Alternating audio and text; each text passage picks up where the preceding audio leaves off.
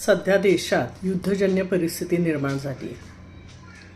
बॉर्डरवर आपले जवान स्वतःचा जीव धोक्यात घालून आपल्या संरक्षणासाठी लढत आहेत. कित्येकांनी आपला जीवसुद्धा गमावला. अशावेळी नागरिक म्हणून आपण प्रसंगाचं गांभीर्य ओळखून जबाबदारीनं वागणं अपेक्षित आहे. पण अनेक ठिकाणी ते दिसत नाही. विशेषतः व्हॉट्सअप ग्रुपवर जेव्हा या प्रसंगाबद्दल विनोद येतात, अफवा पसरवल्या जातात, चुकीची माहिती दिली जाते, तेव्हा खूप वाईट वाटतं. म्हणजे त्यांनी तिकडे आपल्या संरक्षणासाठी स्वतःचा जीव गमवायचा आणि आपण या प्रसंगी इथे विनोद करायचे, हा ताळमेळ लागत नाही. दुसरी गोष्ट म्हणजे जेव्हा पोलीस किंवा आर्मी यांच्या काही हालचाली आपल्याला दिसतात, जर दिसल्या तर त्याच्याबद्दल काही गाजावाजा करू नये, त्याचे व्हिडिओ करू नयेत, ते कुठे फॉरवर्ड करू नयेत.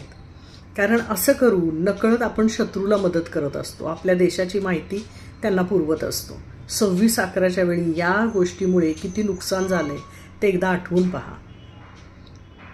मला म्हणायचं एवढंच आहे की नागरिक म्हणून स्वतःची सदसद विवेकबुद्धी जागृत ठेवून देशाच्या हितासाठी जे करता येईल ते आपण करूया.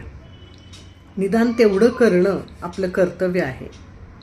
आणि भारत माझा देश आहे, सारे भारतीय माझे बांधव आहेत, असं जे आपण म्हणतो ते आपण आपल्या कृतीतून सिद्ध करूया.